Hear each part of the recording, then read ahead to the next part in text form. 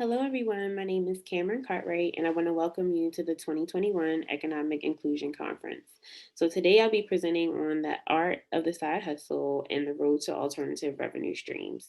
I'm not sure if everyone got to read my bio and learn a little bit about me, but I am going to pinpoint a few aspects of my bio because that's actually going to segue us right into the presentation. So, once again, my name is Cameron Cartwright. I am an adjunct here at Coppin State in the College of Business.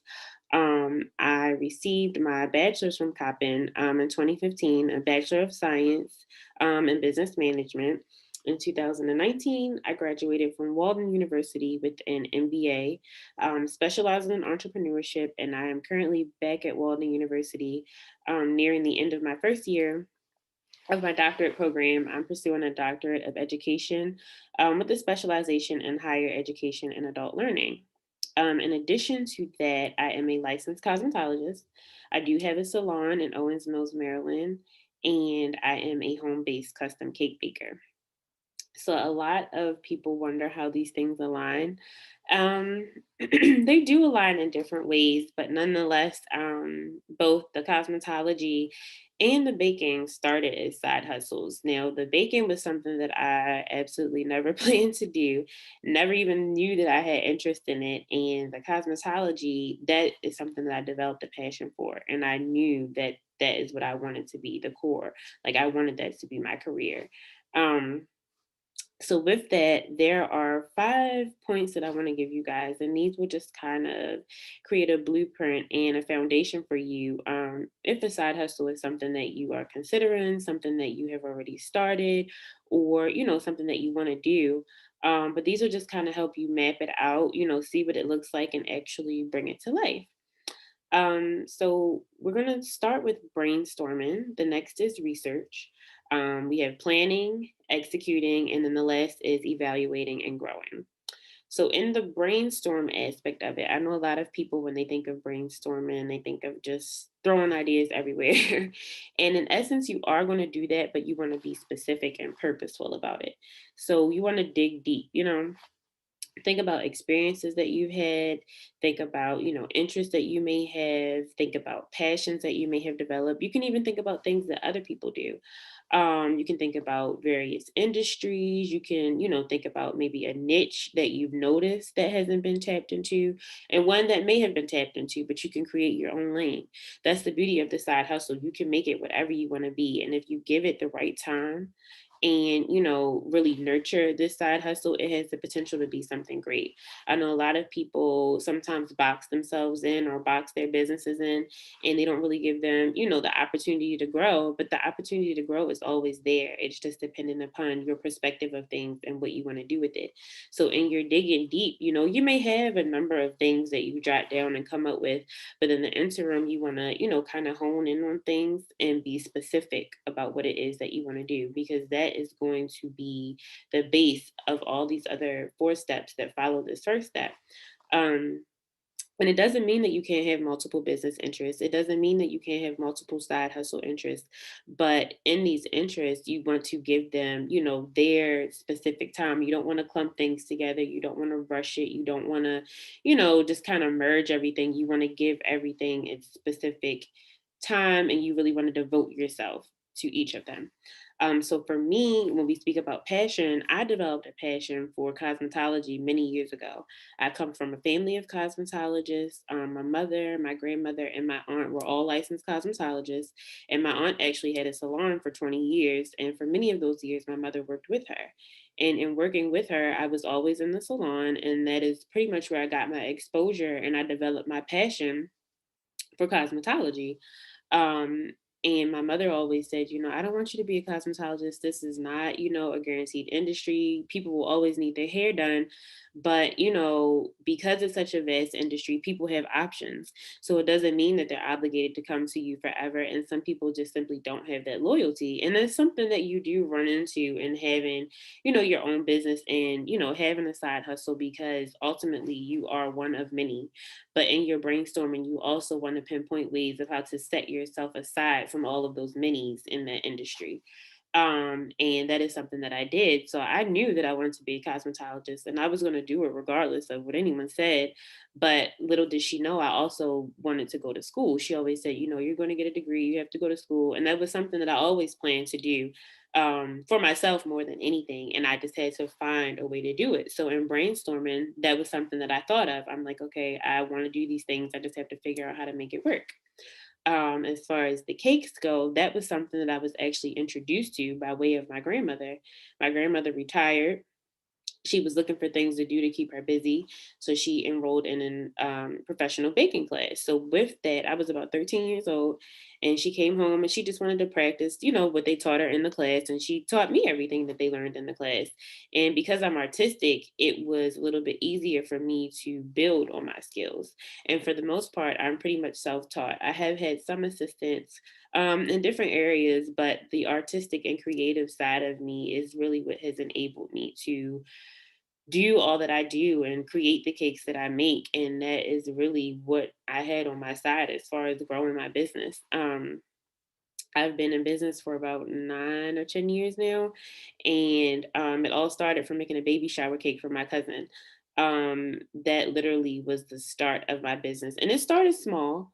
I did a few cake orders here and there, and I didn't really consider it, to be a business. But the more that, my business grew, it eventually grew out of a side hustle and became a mainstream of revenue for me. And that is what I mean by, the possibilities for your business is endless.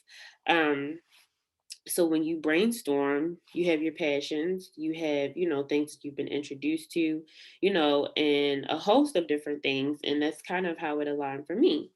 So, in the research aspect of it, you really want to just look into these industries. You want to look into the businesses that you're considering having. You want to look into the financial aspects of it. Anything that you can think about in regards to this business is what you want to find in your research process. I am a researcher and a planner by nature. So anything that I think of, I'm looking it up. Anything that I need, I'm looking it up. I'm writing it down. I have all kinds of resources and things, and research goes beyond just, Google and the internet. People are resources. You can network, you can do all kinds of things, whatever you need to give you, the baseline of what you need to curate these businesses and bring them to life. Um, for me, I had the salon experience in growing up in the salon, but I did not have the business background to understand how the salon actually went. I knew how to work in a salon, I knew how to do hair, but it's different in actually performing the service and having the facility, for your clients to come to. So that was the basis of the research for me. In addition to that, I had to figure out, how to set myself apart from my competitors in the industry because again cosmetology is a huge industry, it's hairstylists everywhere. So one thing that did set me apart from others in my industry is the fact that I do have a degree. Most cosmetologists do not have a degree or any type of education beyond, your high school diploma and then the actual licensing and schooling to become a cosmetologist. So with that, I had the business backing. And it's not uncommon for salons to fail. People may start a salon and maybe between like the first and third year, it may be no more. But with me having a business backing, I was able to, curate and set my salon up in a way where, I could almost avoid that at all costs. And if it did come down to it, I knew how to combat it without completely going under. Now, it doesn't mean that things won't happen, but when you have, certain information and, just different things that you've learned and in your research, things that you've acquired, it helps you to combat these things when those times come. As far as the cake business, I knew absolutely nothing about the baking business at all. And there is a huge difference between your corporate baking, which would be your markets and things like that, and a home based baker. The price points are different. Customer service is customer service, but it's a little bit more personal because you're not going to, just an employee at the market. Like you are the business. So the customer service is different. It's really next level. So with that, I had to get information about the industry. I didn't know how to price. I didn't know, it was a ton of things that I didn't know, as far as inventory, how to buy, what to buy. It was so much. But within my research and networking, I was able to, pinpoint price points. I was able to, figure out how to set up my business. And at times I still have to alter things because things are forever evolving. And with that, I have to stay afloat. I have to stay abreast. I have to stay current. And that's one thing that you want to make note of as well in your businesses. You have to be open to change. And you don't have to change your business at the core, but you want to make sure that it continues to be marketable to your customer. And in your research, one another important aspect that you want to focus on is your customer, because everyone is not your customer. A lot of people have the misconception, I'm sorry, that they want to market to everybody. They just want all the money. But all money is not good money. You don't want to market to everybody. You want to figure out who your customer is. What does your customer look like? What are you focusing on? And for me, starting so early, I was able to kind of pretty much, I would say, go through every type of customer. And with the research that I've done and the experience that I have at this point in life, I know exactly what my target market is. I know exactly who my target customer is. And that is for both businesses. And with that, I'm not really willing to waver and bend because I know the type of business that I have. I know the type of business that I'm growing, and I know the type of people that I want to work with. And with that, I am able to, bring in the revenue that I plan to bring in. I'm able to meet those goals because the type of people that I'm marketing to are the type of people that can fulfill, those things that I'm looking for and planning within my business. Which next takes me to planning. Planning is imperative. I am a researcher and planner by nature. I can't remember if I mentioned that already, but planning is key. If you fail to plan, you plan to fail. And when I say I'm a planner, it literally in every aspect of life, I do plan. But within your planning, you don't want to be so dead set in your plan where there's no room for adjustment, because you always want to leave a little room for adjustment because things do happen. But ultimately, your plan gives you a blueprint, and it gives you a visual, and it gives you a guide as to how to do things. So in your plan, you're going to take your brainstorming, you're going to take your research in, and you're going to put it all together. You're going to lay it out from start to finish. And this will be how you bring your business to life. So for me, I started small with both businesses. Like I said, the cake business was more of a side hustle for me than the cosmetology was. I really worked hard. Not to say that I didn't work hard with the cakes, but I worked hard to build my clientele. I worked hard to build my customer base with cosmetology because that was something that I knew that I wanted, and that was what I was looking for in my career. That's what I wanted my career to be. And as far as the cakes, all the research that I had, I just made a rough plan and I said, I'm going to follow this. And, I'm going to put my cakes out there, I'm going to market them. And, whatever comes and whoever's for me is for me. And it wasn't a sink or swim type thing because I definitely saw the potential in the business, but because it was something that I was unfamiliar with, I was a little lighter with that. But as I developed my business more and I gained more customers and I gained more experience, I was able to, kind of corner that market a little bit. And I am one small portion of the custom cake business, but it has actually become very lucrative for me. And this is an example of the endless possibilities of a side hustle in a small business. So that was actually a side hustle that has actually become a pivotal and main point of my career for me at this time in my life. But your planning process is basically just going to cover everything. And this is what you need to take us to the next point, which is execution. You want to execute your plan. You want to bring it to life. And in bringing it to life, it does not mean that it's going to go perfect.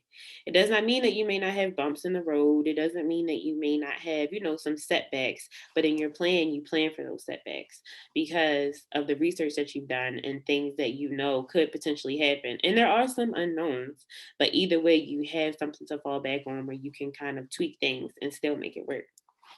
So in execution, you bring everything together. You are basically putting your research, your brainstorming, and your plan into action. So for me, when I did this, for both, I would say more so the salon than the cakes at that time. I had planned everything out. I knew what I wanted my salon to look like. I knew, the type of experience that I wanted to offer. I knew to a certain extent how I wanted to separate myself from everyone else in my industry.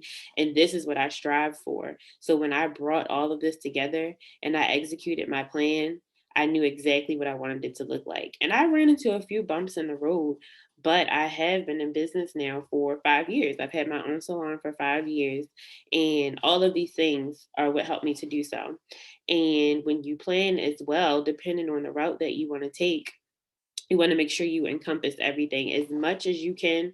You want to plan for it. So, I mean, furniture, supplies, anything that you can think of, you want to incorporate in this plan.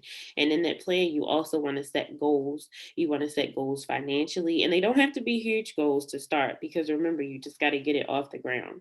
But, and then getting it off the ground, that'll also allow you to see the potential that this business has. And it'll also kind of build faith up, within yourself of what your business could be. um, and as you execute, you will see these things. So for me, I was nervous. For my cakes, it was uncharted territory. Like I said, although I had, made a few orders here and there, I didn't even necessarily know if I was prepared for it to be a business, but I was. Little did I know. And like I said, I've been in business for 9 years now. Um, but in executing, there was a lot that I had to learn. But in those lessons, they only made me stronger and they made my business stronger.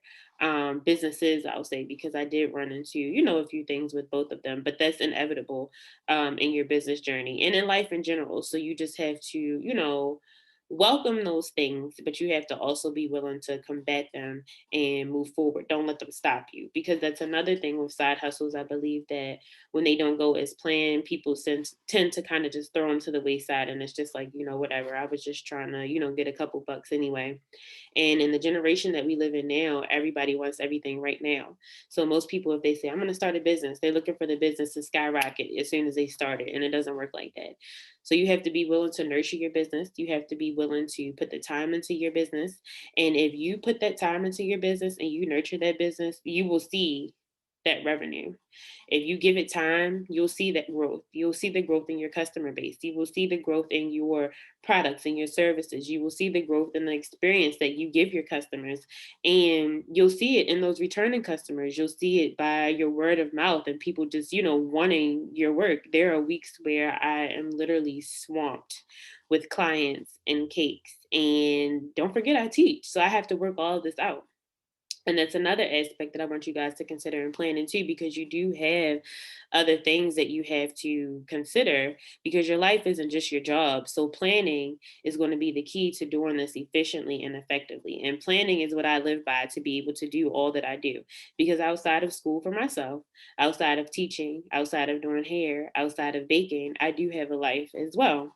So in your planning, you don't only want to plan for the business itself, but you want to keep that plan and momentum going so that you can give each business what it's due and you're not lacking in any area, and you are consistent in what you do so that your customer is getting the same every time, if not better.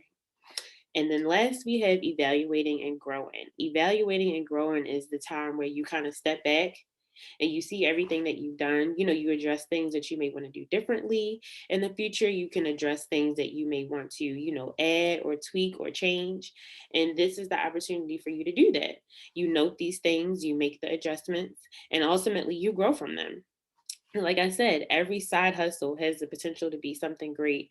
And if a side hustle is something that you already have tapped into or is something that you're considering, um, don't cap yourself. The opportunities are endless. And I am actually proof of that. I had never in a million years thought that I would be an entrepreneur of two businesses. I knew I wanted to be a cosmetologist, but the cakes was something that just literally came out of left field.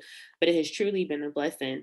And in your businesses, you want to be sure that it's something that you enjoy. You don't want it to feel like work, because you want to be excited to do it. You don't want to feel like, you're dragging to do it, or, it's another task or something extra for you to do. You truly want to, be excited about it. And I have an excitement and I have a joy in everything that I do, which keeps me going. And every time that I do it, I'm giving it 100%.